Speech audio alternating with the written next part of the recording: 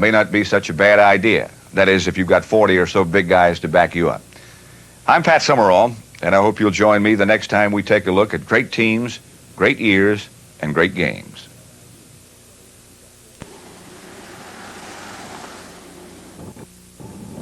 Put yourself in this difficult situation.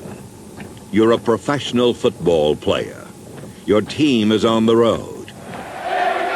And your team bus has just arrived at Pittsburgh's Three River Stadium.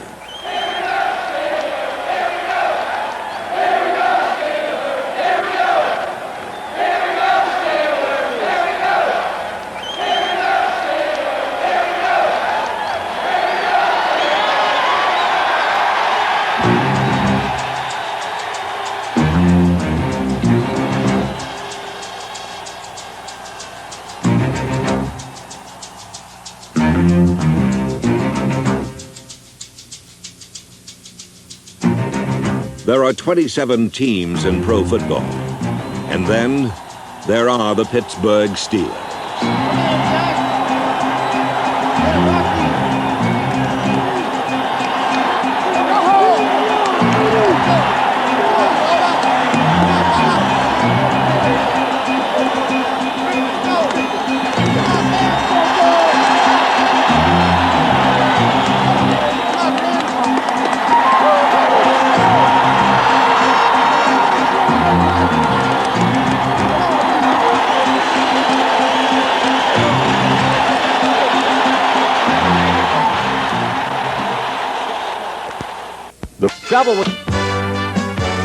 Not since the old Green Bay Packers has a pro football team become as well known as the Pittsburgh Steelers. Familiar faces that will make handsome busts in the Hall of Fame. It's a team of great character, men of superior physical strength and superb athletic ability. Men who would give you the shirts off their back.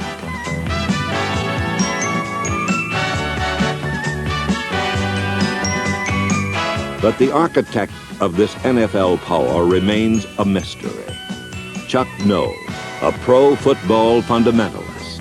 Basically, we like to pride ourselves on being a very fundamental football team because when it all comes down to things, you don't fool too many people very often.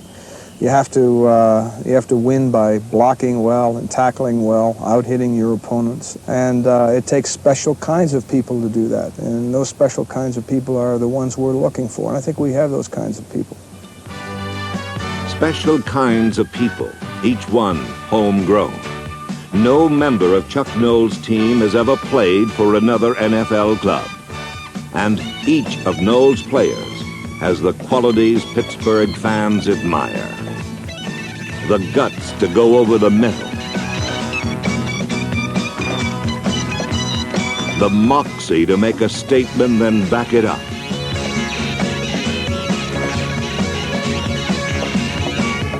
The determination to get the ball away, and the teamwork to make it count.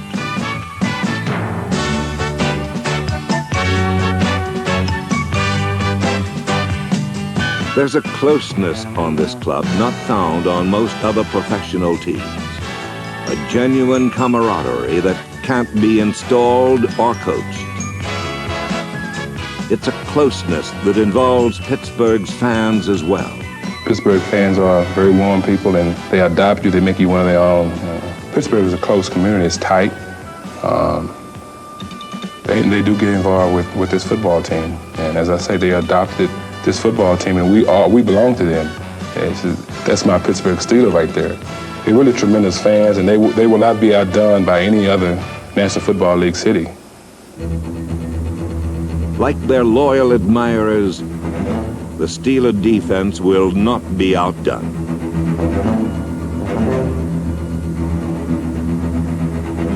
Each week, the game's brightest offensive stars come to Pittsburgh, eager to impress. Each week, the steel curtain makes them humble.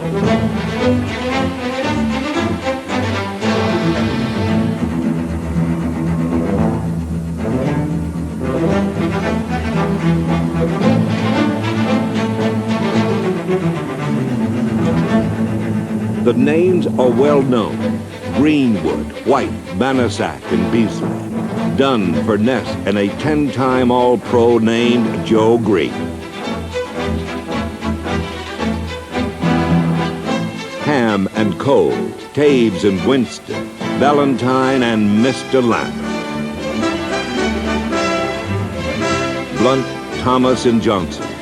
Woodruff, Wagner, and number 31, Donnie Shell.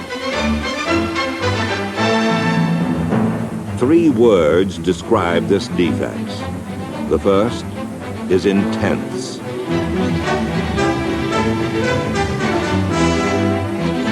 The second, aggressive.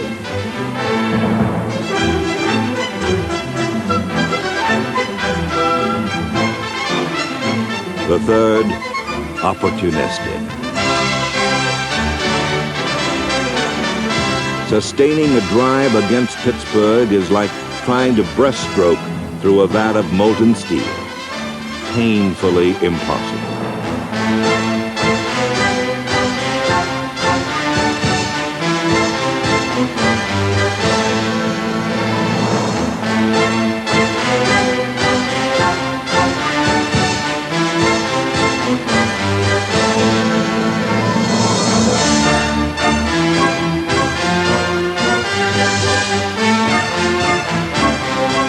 The mighty steel curtain. From north, south, east, and west they arrive, treating their opponents like stepped-on bugs, making them wish they had chosen another profession.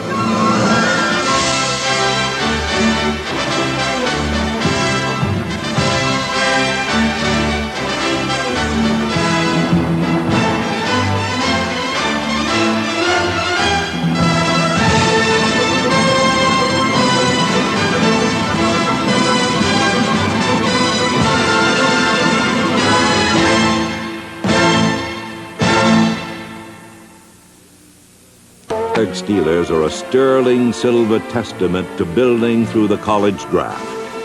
Young men live in the shadows of all pros, waiting for their moment in the sun. When it arrives, Pittsburgh's eager youngsters are ready. The rookies always say, well, I have to be tough to get to make this ball club. And I think that our teams do play a rough, tough football game. They have always, even in the days when we lost. Somehow, Matt Barr doesn't fit the Steeler mold. Nonetheless, 1979's baby-faced rookie was worth his weight in gold, especially in overtime. A 37-yard attempt. The snap, the ball is down. Barr kicks it. Long enough, high enough. It is good. It is good. Matt Barr kicks it from 27 yards out. 37 yards make it. And the Steelers hoist him up on their shoulders. The ball game is over. In sudden death, Matt Barr kicks a 37-yard field goal. Barr's buddies on Pittsburgh special teams do fit the Steeler mold. Rough, tough, and intimidating. Every NFL coach wants quality reserves. Pittsburgh has them. In players such as Zach Valentine, Tom Graves, Larry Anderson, Tom Dornbrook, and punter Craig Colquitt. Reserves such as quarterbacks Mike Kruchek and Cliff Stout, and running backs Rick Moser, Greg Hawthorne, and number 33, Anthony Anderson. Reserves such as T. Bell and number 86, Jim Smith. It's been suggested that Pittsburgh's second unit could win the Central Division. Pittsburgh's first unit does, due in large part to an offensive line whose short-sleeved jerseys leave nothing to the imagination. Mike Webster, Sam Davis, Jerry Mullins, Ted Peterson, John Kolb, and Steve Corson. pro football's most dependable escort service. Follow a Steeler back to the point of attack, and you'll spot a Steeler lineman chopping down defensive timber.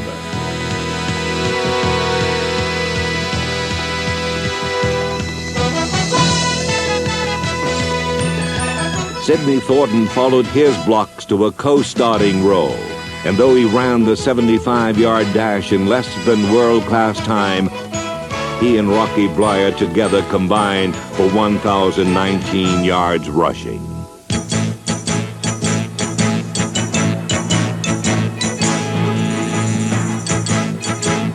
Nagging injuries hampered the early season performance of Pittsburgh's perennial 1,000-yard rusher, causing a foolish few to write Franco Harris off as over the hill. But in Week 6, guard Sam Davis zeroed in on a defenseless Cleveland Brown. And downfield, Franco got a block from the rock. The big fullback was on his way to his 7th 1,000-yard season.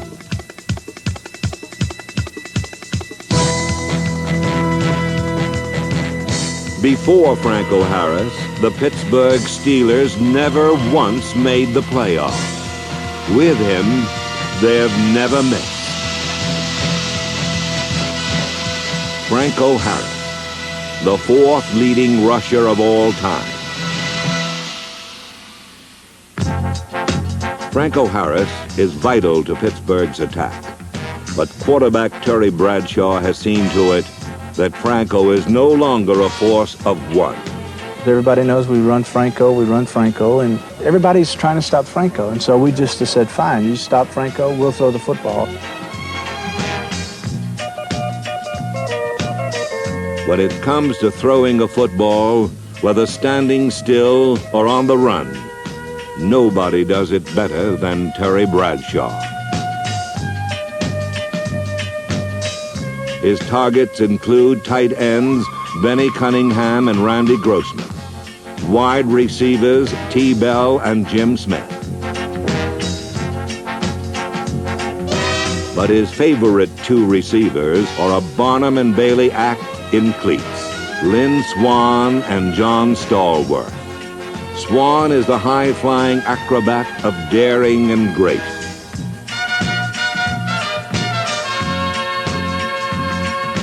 Stallworth is the hard-working magician, the Harry Houdini of NFL pass catchers. Together, they are the most dangerous pass-catching tandem in football.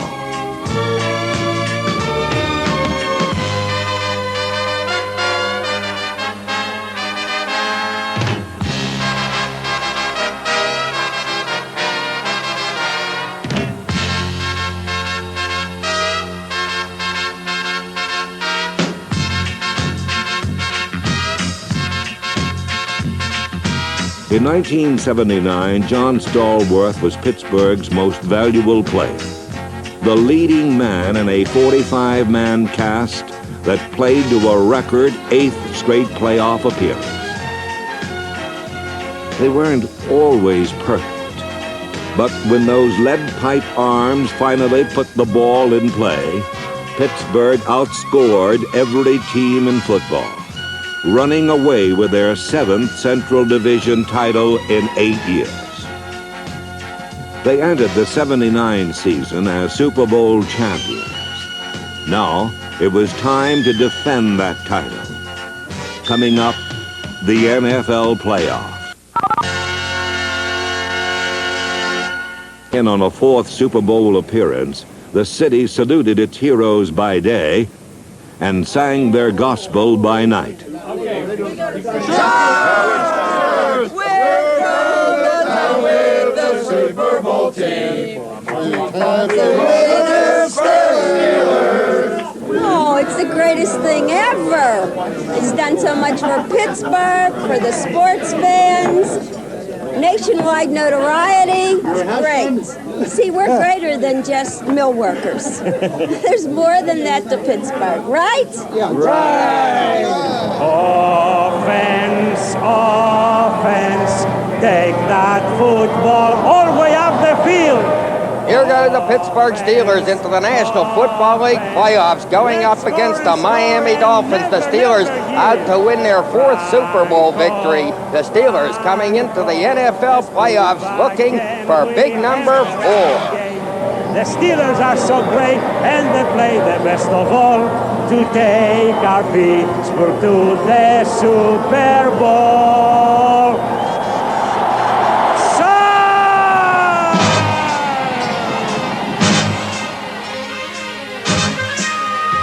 In the opening round of the playoffs, Pittsburgh's pass catchers ran away from the Miami Dolphins.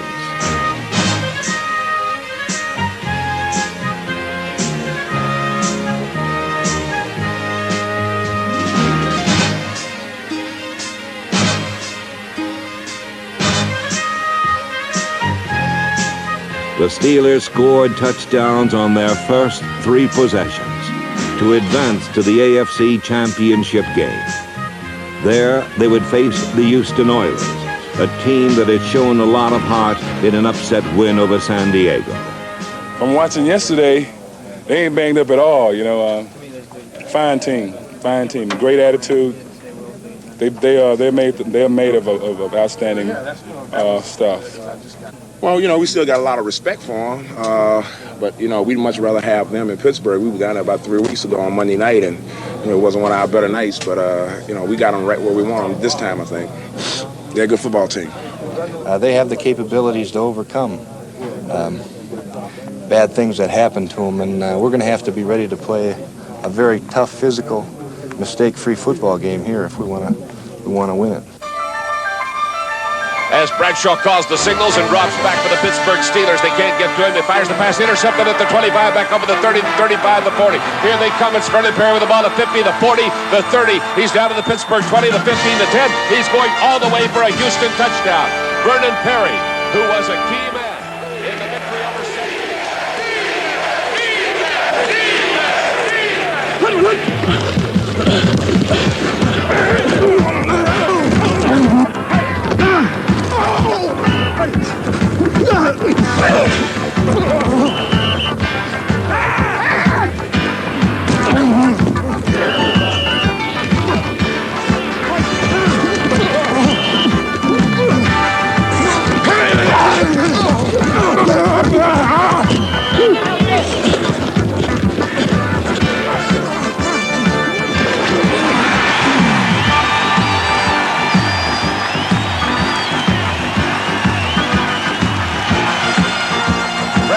with plenty of time. Let's go down the middle. There is Stallworth for the touchdown. Touchdown, Pittsburgh. Listen to this crowd. Look at those terrible cows flying, you betcha! As Stallworth leaves Greg Stemrick far behind. Late in period 3, with Pittsburgh leading by a touchdown, Oiler receiver Mike Renfro caught a pass in the corner of the end zone. The officials ruled that Renfro was juggling the ball as he crossed the end line. No one will ever know for sure. What is certain is that this close call ignited Pittsburgh's game-winning fourth-quarter drive. There's Bradshaw firing it to the near side, and there's Blyer to pull it in on a great catch at the 18. First down, Pittsburgh. Come on, let's go! He gets to Blyer. Blyer shoots over the right side, punches his way down. Blyer is in for the touchdown.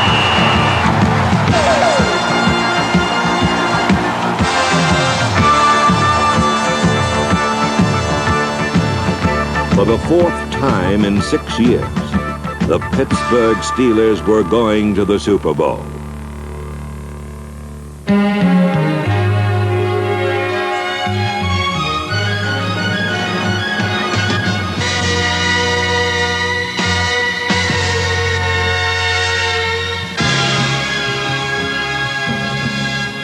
At the Rose Bowl in Pasadena, California, Pittsburgh set out to crush the Los Angeles Rams.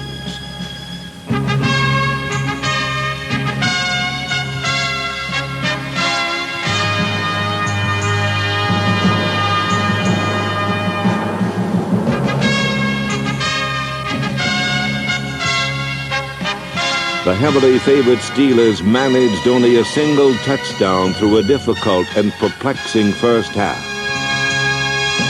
But if the defending champions were upset with the halftime score, it didn't show in their head coach.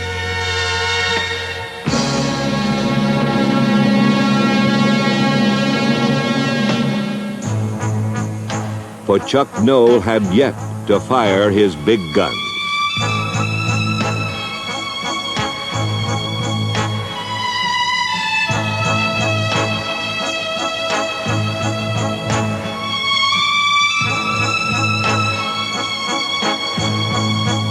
Like two hard-hitting heavyweights, the Steelers and Rams traded knockout punches. But somehow you knew the final round would go to the champion. Now Bradshaw pumping, firing downfield. There goes Stallworth. He pulls it in at the 30, the 20, the 10, the 5, and it's a touchdown for Pittsburgh on the ball to Stallworth. And Stallworth beat Rod Perry. The Steelers once again had the Rams on the floor. And this time, they weren't about to let them back in the fight. And he lets it fly down the middle, and it's intercepted at the 15. And that's Clammer with the football.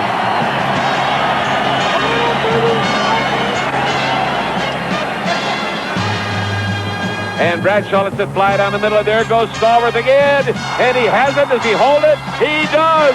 Stallworth beats the coverage again and takes it at the 23-yard line. The team of the decade stepped forward to take its rightful place among the greatest teams ever. The Rams bunch it up front. Grossman in motion to the left. Hand off to Harris. Harris slices off the left side for a touchdown. That's his way over the goal line. Franco Harris slashing off the left side and slips into the end zone for a Steeler touchdown. There are 28 teams in pro football, but only one is a cut above.